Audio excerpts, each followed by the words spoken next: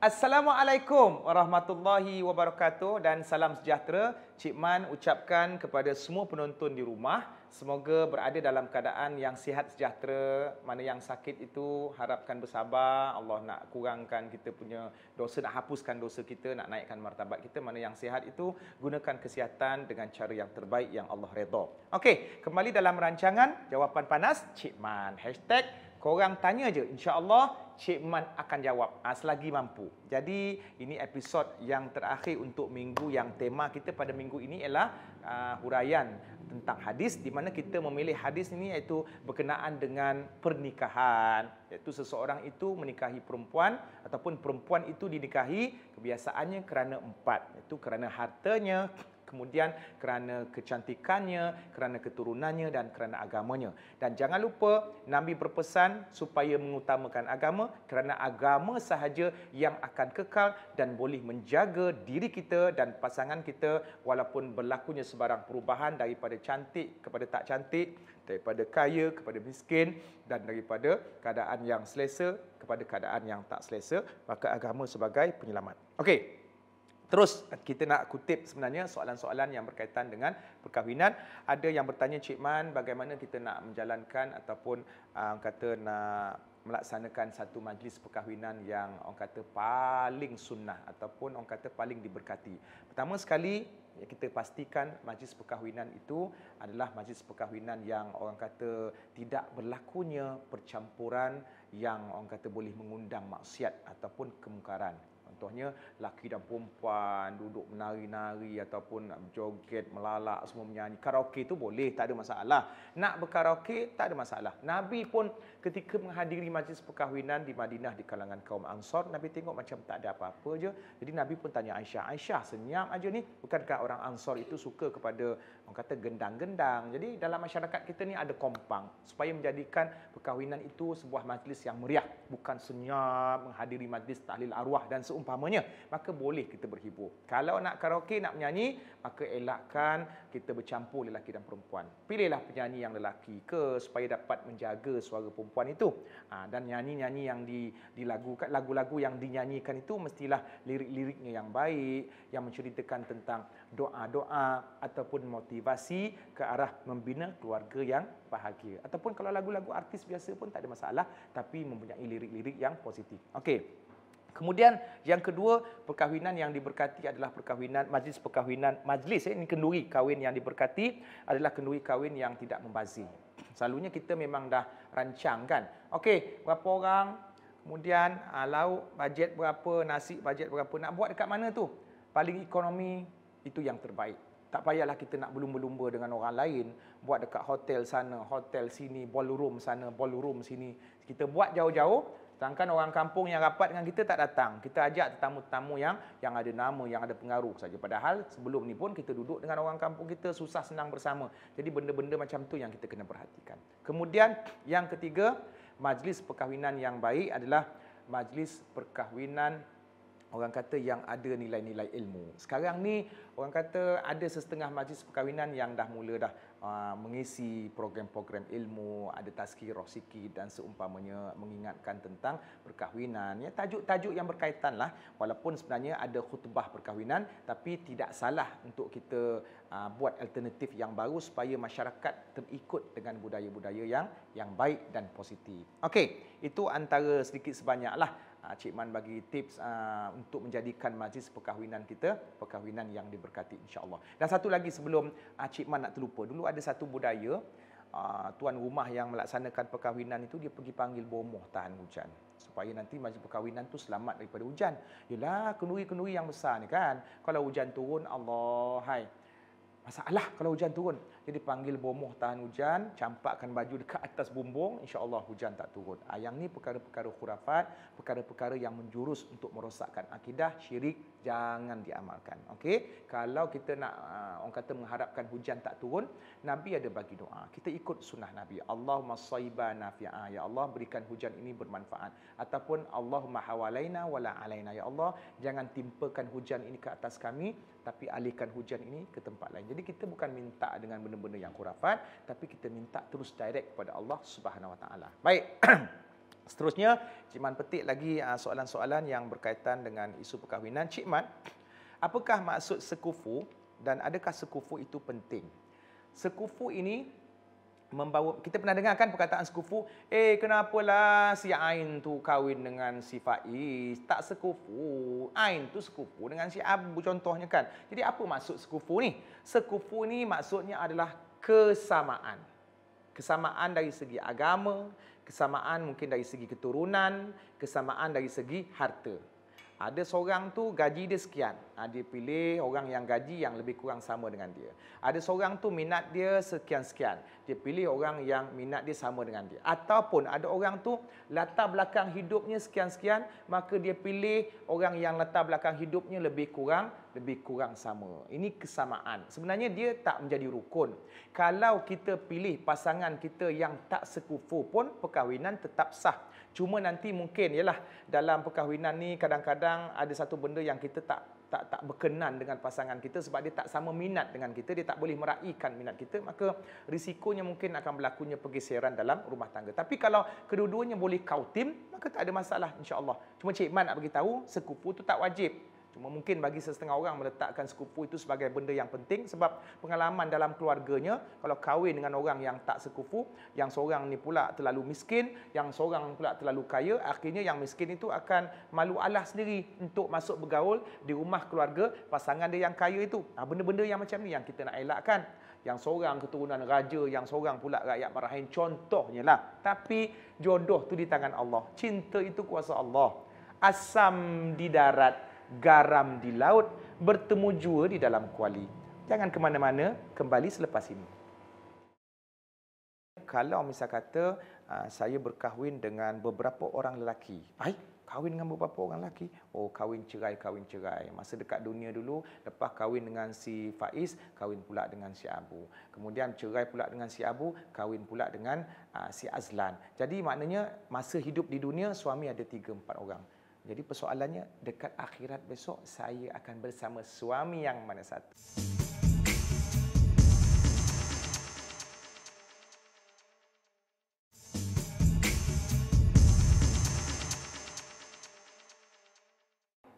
Alhamdulillah, kita kembali balik tentang isu-isu perkahwinan ni kan. Memang kita tak beralih-alih lagi daripada isu perkahwinan. Memang seminggu ni kita cerita pasal perkahwinan saja. Sebab banyak persoalan-persoalan yang Cik Man terima daripada netizen, daripada orang kata sama ada isteri orang ataupun suami orang berkenaan dengan isu perkahwinan. Okey, kita nak cari lagi soalan-soalan netizen dalam institusi perkahwinan. Assalamualaikum Cik Man. Saya nak tanya satu soalan berkenaan dengan panggilan sesama suami isteri, ya, panggilan sesama suami isteri. Jadi saya ni panggil suami saya Abi, kan, jangan tambah bi pula awal tu. Dan suami saya panggil saya Umi. Jadi ada orang kata tak boleh Cik Man. Kalau panggil juga nanti tak boleh tidur sama ke macam mana? Baik. Ini merujuk kepada satu konsep iaitu zihar. Zihar ini ialah menyamakan suami menyamakan bahagian tubuh isteri, iaitu bahagian belakang isteri, punggung isteri dan seumpamanya dengan tubuh perempuan yang haram dikahwini oleh suami selama-lamanya. Contohnya, terus kepada contoh, suami kata dekat isteri, "Ya Allah, awak punya badan ni sama macam badan mak saya lah." Yang ni dinamakan zihar dengan tujuan untuk merendahkan. Ya Allah, berkedutlah awak punya tangan ni, buruknya tangan awak ni macam tangan mak kan. Maka telah berlakunya zihar. Maka bila berlakunya zihar, suami tersebut perlu membayar denda. Jadi itu yang kita takut bila kita panggil suami kita Abi dan suami pula panggil isteri Umi, adakah berlaku zihar? Sebab kalau suami panggil isteri Umi, seolah-olah macam dia menyamakan dengan Umi dia, mak kandung dia. Cuma kat sini sebelum Cik Man terlupa, kalau isteri panggil suami Abi tak datangkan kesan sebab kuasa talak dipegang oleh suami. Jadi apakah hukumnya memanggil isteri dengan panggilan Umi? Adakah itu menunjukkan bahawa suami menyamakan ataupun menghina isteri dengan menyamakan bahagian tubuh badan isteri dengan mak kandungnya, itu perempuan yang haram dia kahwini selama-lamanya? Maka ulama berbeza pendapat. Ada yang mengatakan menegah daripada memanggil isteri dengan panggilan Umi, dibimbangi menyamakan isteri dengan mak kandung. Ada yang mengatakan tak ada masalah sebab tujuan suami panggil isterinya Ummi itu bukan tujuan untuk zihar ataupun menyamakan isterinya dengan ibu, tapi untuk memuliakan isterinya di hadapan anak-anak. Yang kedua untuk mendidik. Jadi dia panggil isteri dia Umi, Umi. Anak pun ikut sekali, Umi, Umi. Kalau dia panggil isteri dia Ain. Mana abang punya apa Ain? Anak pula Ain. Ain nak masak ke untuk saya kan? So kat situ dah jadi confuse pula. Anak panggil mak dia Ain, Ain, Ain kan? Sama juga waktu yang isteri panggil suami abang, abang. Anak bongsu panggil bapak. Bang, abang punya mana bang? Kan? Abang kata nak bawa pergi bercuti kan? Wah sedap mulut kau ingat abang-abang kau ke apa? Jadi benda-benda begini bergantung kepada tujuan. Jadi suami bila panggil isteri dia Umi itu dengan tujuan untuk mendidik anak-anak supaya anak-anak manggil mak dia sebagai Umi. Tak ada masalah. Okey. Kemudian soalan yang seterusnya, Cik Man, macam mana kalau kita nak tahu seseorang tu jodoh kita? Oh senang aja. Selepas majlis akad nikah dah tahu dah dia jodoh kita. Tak payah nak pusing-pusing sangat. Tapi sebelum akad nikah ada sesuatu yang perlu dilakukan iaitu usaha dan istikharah. Kita tak tahu mana satu jodoh kita. Bagai nak arak semayang istikharah, bagai nak arak kita kejar seseorang, kita menjejaki seseorang, tiba-tiba yang jadi jodoh kita senang-senang saja orang lain yang kita tak pernah berusaha untuk mendapatkan dia. Mana jodoh kita dengan dia. Jadi macam mana kita nak tahu seseorang itu jodoh kita? Selepas selesai aku terima nikahnya dengan Fulanah binti Fulan, mas kahwinnya sekian sekian sekian. Andai kata kalau misal kata bercerai, tak kekal, kusangkakan panas sampai ke petang, rupanya hujan di tengah hari, maka jodoh kita setakat itu. Sebab ada orang kata, jodoh ni sebenarnya macam mana Cik Man? Sebab ada orang kahwin cerai, jadi jodoh dia yang sebenar macam mana? Jodoh dia setakat mana yang dia kahwin 2-3 kali, 3 kalilah jodoh dia. Sampailah dengan pasangan yang terakhir. So dekat dunia, dulu jodoh dia ada 5 orang. Cuma nanti dekat akhirat, maka itu selesaikan cerita akhirat. Okey, seterusnya kita tengok lagi soalan-soalan daripada netizen. Assalamualaikum Cik Man. Saya seorang perempuan ingin bertanya, kalau misal kata saya berkahwin dengan beberapa orang lelaki. Kahwin dengan beberapa orang lelaki? Oh, kahwin cerai. Masa dekat dunia dulu, lepas kahwin dengan si Faiz, kahwin pula dengan si Abu. Kemudian cerai pula dengan si Abu, kahwin pula dengan si Azlan. Jadi maknanya masa hidup di dunia, suami ada 3-4 orang. Jadi persoalannya, dekat akhirat besok saya akan bersama suami yang mana satu? Okey, contohlah Ain tadi yang bertanya kan? Contohlah Ain yang bertanya. Jadi ketika di dunia dia ada suami, ada Abu, kemudian ada Faiz, ada Ali dan seumpamanya lah. Jadi dekat akhirat besok dia dengan yang mana satu? Maka ulama berbeza pendapat. Ada yang mengatakan dia akan bersama suami yang terakhir. Suami yang terakhir. Jadi nanti di akhirat, last kali dia dengan siapa? Last kali dia dengan Abu. Maka dekat akhirat besok dia akan bersama dengan Abu. Kemudian ada yang mengatakan pula dia akan bersama suami yang paling soleh di antara 3 orang. Paling soleh. Jadi dekat dunia yang paling soleh sekali Abu kan. Maka dekat akhirat besok, maka dia akan bersama dengan suaminya yang paling soleh. Tapi jangan risau, Ain jangan risau, ataupun akak-akak jangan risau. Dekat akhirat besok kita tak akan ada berlakunya penyesalan ataupun kesedihan. Tiba-tiba Allah tentukan kita dengan suami yang ni, tiba-tiba ya Allah aku tak nak yang ni, aku nak yang tu. Jadi tak akan berlaku kesedihan. Sebab syurga ni adalah sebuah negara ataupun sebuah negeri yang penuh dengan kebahagiaan, tak ada kesedihan dan tak ada barang penyesalan. Okey. Jadi setakat ini dulu kita berhenti rehat. Kita akan sambung sikit lagi tentang institusi perkahwinan. Jangan ke mana-mana, kembali selepas ini. Betul ke perempuan boleh mengheret suaminya masuk neraka dan lelaki-lelaki yang lain seperti abangnya, adik lelakinya dan ayahnya?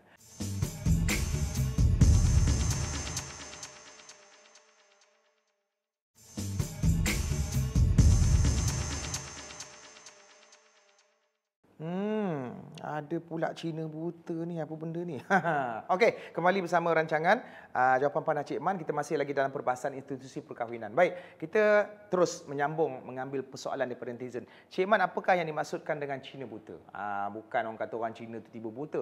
Cik Man pun tak faham kenapa tiba-tiba istilah perkahwinan ni ada melibatkan istilah Cina buta, iaitu merujuk kepada Cina. Minta-minta tak adalah sentimen perkauman ataupun diskriminasi. Okey, Cina buta ni kita faham, orang kata contohnya berlaku situasi seorang suami menceraikan isterinya talak 3. Bila talak 3 memang dah jatuh, memang betul-betul jatuh, sah jatuh, dia tak boleh kembali kepada isterinya dengan perkahwinan yang baru ataupun akad nikah yang baru. Tetapi cara untuk kembali ialah isterinya itu akan berkahwin dengan lelaki lain, kemudian bersama perkahwinan yang orang kata memang masing-masing nak, memang masing-masing orang kata tidak merancang untuk buat benda ni untuk menghalalkan dengan suami yang pertama tadi. Jadi memang kahwin secara natural, kemudian tak ada jodoh untuk kekal dengan suami yang kedua, bercerai ya, setelah bersetubuh apa semualah dalam perkahwinan itu. Kemudian tiba-tiba dia jumpa balik suami dia yang pertama, tak sangka pula boleh jumpa. Akhirnya bila pujuk balik, ayang minta maaf, abang pun minta maaf, jomlah kita kembali balik. Maka yang ni dibenarkan dalam Islam. Tapi kalau merancang, suami dah tahu, ya Allah, jatuh talak 3, ni silap aku, dah tak boleh kembali, takkan pula suami isteri aku entah kahwin entah tidak dengan suami lain ataupun lelaki lain. Maka si suami tadi merancang, dia upah kawan lelaki dia supaya kahwin dengan isterinya, kemudian bersetubuh, kemudian dia suruh kawan itu cerai, kemudian dia boleh kahwin. Ini Cina buta, maka hukumnya adalah haram. Siapa yang terlibat dalam orang kata sindiket ataupun dalam orang kata kerjasama Cina buta ni, maka semuanya berdosa. Jadi kita kena bezakan antara perkahwinan yang memang natural, perkahwinan ataupun perkahwinan yang dirancang untuk menghalalkan balik dengan suami yang pertama. Okey, seterusnya ada persoalan daripada netizen Cik Man. Assalamualaikum. Waalaikumsalam. Suami saya selalu berkasar dengan saya, kadang-kadang naik tangan, naik kaki dan seumpamanya. Maka adakah dia boleh dikatakan dayus? Ini satu lagi istilah yang kita kena buat correction ataupun salah faham. Dayus bukan suami yang memukul isteri. Dayus bukan suami yang kasar dengan isteri. Tetapi dayus adalah suami yang sangat sporting dengan isteri. Kan jauh bezanya tu. Suami yang terlalu open-minded. Contohnya suami kata dengan isteri, ayang, kalau ayang pakai seksi kita pergi shopping ni kan, nampak bentuk tubuh, memang abang happy. Supaya orang kampung semua, rakyat tengok, masyarakat tengok, yang ayang ni ada bentuk tubuh yang menggiurkan. Ini memang suami yang aku tak tahu nak cakap dengan tangan ke dengan kaki kan. Memang suami yang, ini yang baru dikatakan dayus. Sebab membiarkan isterinya melakukan maksiat. Tapi kalau suami yang sepak terajang isteri, itu bukan dayus. Itu suami yang kejam ataupun itu suami yang zalim. Jadi kena bezakan perkataan dayus. Satu lagi, dayus merujuk kepada bapa yang tidak menasihati anak ataupun yang okey kalau anak perempuannya ataupun isteri, jadi suamilah yang ni kepada anak perempuannya sebab dia bapa, mendedahkan aurat ataupun melakukan kemungkaran. Tapi kalau bapa dan suami dah tegur, ayang, abang sebagai suami, abang pesan untuk kali yang seterusnya tolong jaga aurat. Okey? Berdosa yang buat macam ni. Isteri tak buat, dia tak tutup aurat, maka ini bukan suami yang dayus. Ini suami yang bertanggungjawab. Dosa siapa tanggung? Isteri yang tanggung. Sebab ada satu istilah pula soalan daripada netizen, Cik Man, betul ke perempuan boleh mengheret suaminya masuk neraka dan lelaki-lelaki yang lain seperti abangnya, adik lelakinya dan ayahnya? Ini tidak betul. Seseorang tidak akan menanggung dosa yang dibuat oleh orang lain. Anak perempuan tak pakai tudung tak akan ditanggung oleh bapa yang sudah mendidik. Isteri yang mendedahkan aurat, dosanya tidak akan ditanggung oleh suami yang jerih payah mendidik bertahun-tahun. Cuma tak cerai sebab sayang aja. Kalau ikutkan, mungkin boleh bawa kepada perceraian sebab isteri dah derhaka, isteri dah nusyus. Bukan derhaka kepada suami saja, tapi derhaka kepada Tuhan. Tapi sebab abang sayang ni, abang tak kisah walaupun ayang tak tutup aurat. So abang tetap menasihati. Jadi dosa isteri siapa tanggung? Lu fikir sendiri, lu buat dosa, lu tanggung sendiri. Jadi tak ada istilah orang lain buat dosa, orang lain yang tanggung. Kecuali kalau suami yang memang daripada awal tak nasihat isteri. Jadi dosa suami itu sebab mengabaikan isteri ataupun tidak melaksanakan tanggungjawab dalam memberi didikan agama. Okey, itu merujuk kepada soalan dayus dah selesai. Kemudian ada soalan-soalan yang lain. Cik Man, suami saya selalu meninggalkan solat. Boleh tak saya sebagai isteri menegur ataupun menasihati suami? Adakah saya dikatakan sebagai seorang isteri yang derhaka ketika menegur suami dengan cara yang baik dan suami terasa hati? Jawapan ringkas Cik Man, berita gembira Cik Man kepada isteri yang suka menasihati suami, andalah seorang isteri yang solehah. InsyaAllah anda mendapat saham pahala dan syurga disebabkan anda bertanggungjawab untuk menjaga suami anda. Sebab dalam Quran Allah kata apa? A'udzubillahi minasyaitonirrajim. Qu anfusakum wa ahlikum naro. Peliharalah diri kamu dan ahli keluarga kamu daripada api neraka. Ini konteks nasihat. Ini konteks dakwah. Ini nak menjaga keluarga sebab perintah Allah. Kalau yang baca ayat Quran ni adalah seorang isteri, maka Allah suruh dia pelihara diri dia daripada api neraka dan ahli keluarganya. Siapa ahli keluarga seorang isteri? Suami. Kalau yang baca Quran ini anak, siapa ahli keluarga dia? Mak dengan ayah. Jadi anak tak berdosa menegur mak ayah, tapi cara yang baiklah yang kau hancar. Dan isteri tak berdosa dan tidak dikatakan derhaka kalau tegur suami, tapi dengan cara yang baik, jaga adab dan tidak kurang ajar. Bahkan itu adalah isteri yang solehah. Jadi suami kalau isteri tegur, "Bang, semayang bang, ayang sayang abang. Aku terasa dengan kau." Dia tidak menjadi isteri yang derhaka, bahkan dia adalah isteri yang solehah. Jadi suami isteri, semoga kita dapat membawa rumah tangga ini ke arah yang lebih baik, menjaga keharmonian rumah tangga. Ada orang kata ombak kiri kanan jatuh bangun itu adalah perkara biasa. Semoga kekal bukan saja sampai ke anak cucu, tapi sampai ke syurga. Alhamdulillah, setakat itu yang dapat Cik Man kongsikan untuk minggu ini, iaitu kita menghuraikan panjang yang puncanya daripada hadis berkenaan dengan pernikahan.